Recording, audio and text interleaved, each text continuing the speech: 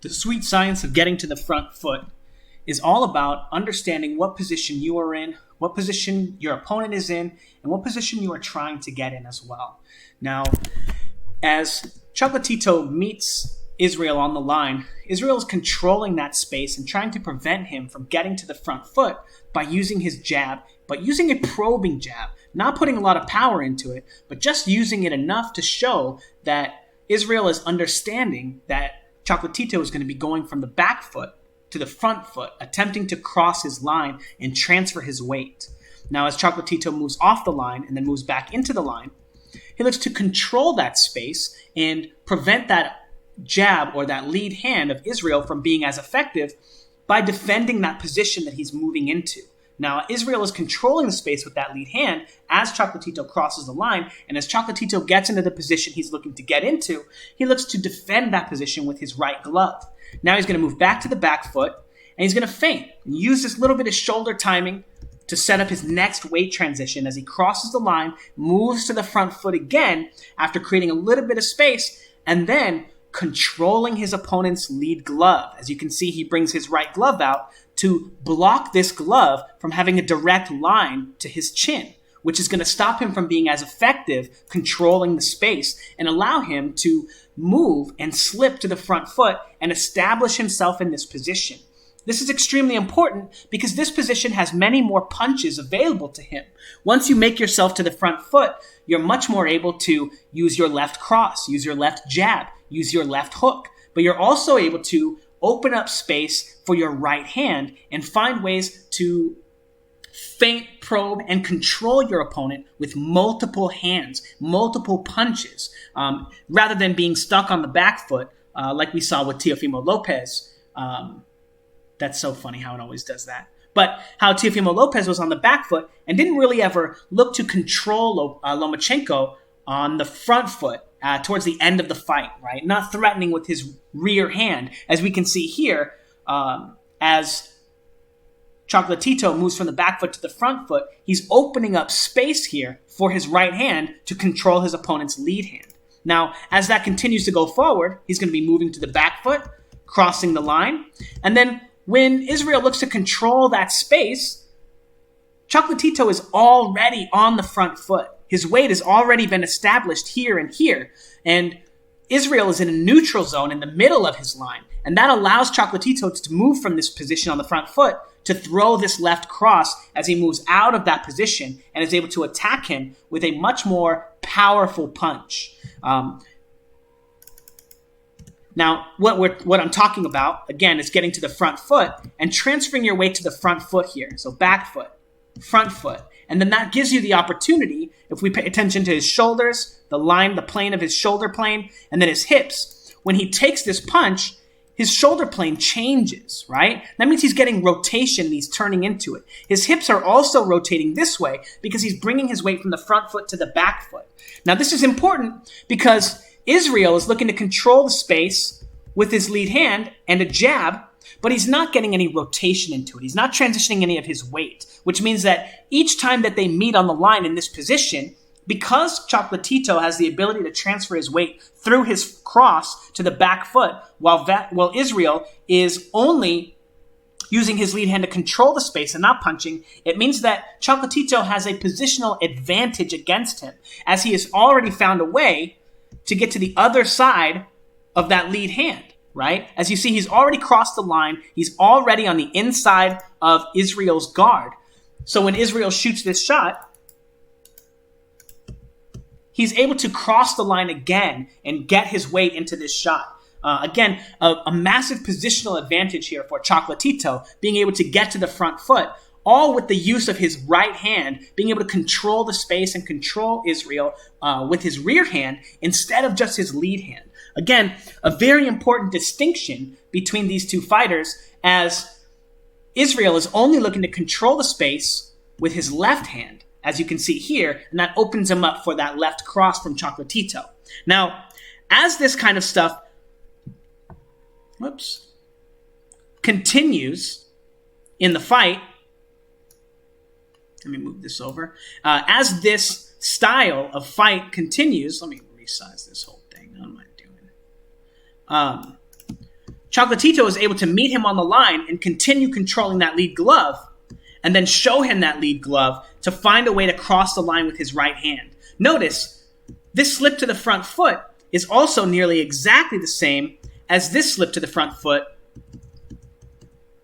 here to here, from here to here, right? The motion is very similar, and because he's controlling that glove here, going from the back foot to the front foot, controlling that glove here, he's able to set up this pattern, and now his opponent thinks each time he meets him on the line with the right hand here, he's going to be meeting him with control. And instead, he breaks that rhythm and shoots the right hand right over the top. Now, he barely misses, but this is one of those really important theories in boxing and ideas that relates to the shoulder feint timing. As you're going to be crossing the line, each time you cross the line and you transition your weight, meet on the line. Boom, there's your weight. There's your weight.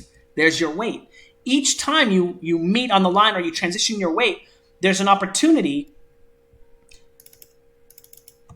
to establish your weight in that position. And that's the shoulder feint timing, going forward using your left hand, then crossing the line using your right hand, and then back using your left hand, and forward and using your right hand. And as you continue to move through those positions, different punches become available to you. As we discussed here, Chocolatito going from the back foot to the front foot, this is an opportunity to throw his right hand over the top of that left hand of Israel. And then as he moves out of this position, he can throw that left cross, as we see him do later. But moving into this position, while he could be controlling here, right, he could also be doing what he does in this clip, and instead of controlling, moving right over and throwing a right hand. But again, as his weight naturally transitions to the front foot, it opens up the right hand here, and then as his weight naturally moves to the front foot here, and then moves back, it naturally opens up the left hand. And this is one of the core concepts of the shoulder feint timing. Now, this is also one of the reasons why it's so important to constantly be controlling your opponent's tools, okay? Controlling your opponent's lead hand. Now, just a quick boxing lesson.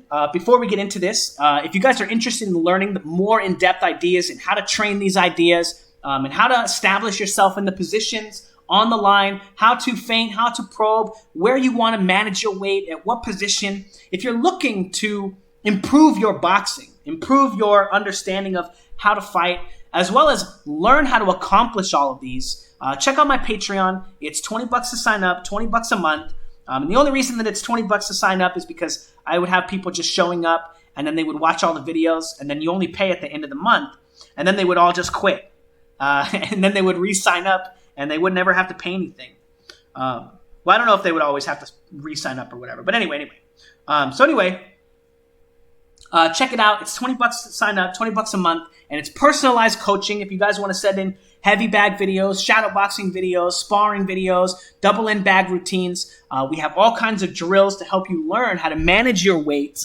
And that's the first step of boxing, is learning to manage your own weight. And then as we see here, Chocolatito learning to manage, or not learning, but showing us how to manage his opponent's weight and manage his opponent's positions, which is the second step in boxing. The first step, learning to control yourself. The second step, learning to control your opponent. But anyway, as we continue the film study, what I was going to say is understanding that each position has its own set of tools. So when you're on the back foot or you're in the neutral position, your tool, as we can see here with Israel, he's meeting in a neutral position, but his tool is his lead hand, and that's going to be his left hand. But as we see Chocolatito, his lead hand right now when he's on the back foot is his left hand, and then when he moves to the front foot, his lead hand changes, because this is now the closest tool that he has to his opponent. It's the closest way that he can connect the line between him and his opponent with the punch straight through the guard, right? There's a hole there that's open for him to land a shot, but this right hand, when he leans to the front foot, is now his controlling tool. And understanding the idea that when you're on the front foot, you control your opponent with your right hand or your rear hand, and when you're on the front, and when you're on the back foot, or your weight is more on the back foot, you control your opponent with your left hand, as orthodox fighters. In Lomachenko's case, when you slip to the front foot, you control your opponent with your left hand. Now, this is really, I don't want to say, it's not the most popular idea in boxing and boxing coaches. as a lot of boxing coaches don't even understand that you need to be changing positions constantly in the ring. Ben Davison is using the idea of non-punching activity, right? Something I discussed very early on in my boxing channel. But I like to call this the active guard, right? Constantly, as Chocolatito is demonstrating, front foot, back foot, front foot, back foot, front foot. You need to constantly be changing positions. It's not enough just to have non-punching activity, but it's important that you change positions and that you also have non-punching activity in the form of feinting, probing, and changing positions and controlling your opponent. All very, very important aspects of boxing that are linked and on the same axis of punching, as punching requires many of these same skills. But the way that you organize what you're doing in the ring is much different if you understand that you need to be changing positions, feinting and probing, and transitioning your weight at all times. Anyway, if you're interested in learning how to put these concepts together and create your own boxing theory and your own style of fighting, come to my Patreon. Help me teach you how to transition your weight, how to throw power punches, how to control your opponents, and teach you some craft, and allow you to develop your own fighting style with better technique, right? And again, that's one of the things that I focus a lot on my Patreon is technique, rhythm, timing, and coordination. I think coordination is the most important thing that I teach on my boxing channel, on my Patreon, is how to be coordinated with your attacks, with your feinting and your probing, and always be in position. So anyway, let me know what you guys think in the comments below, and don't forget to like, comment, and subscribe, and don't forget to check out my Patreon. Thanks, guys.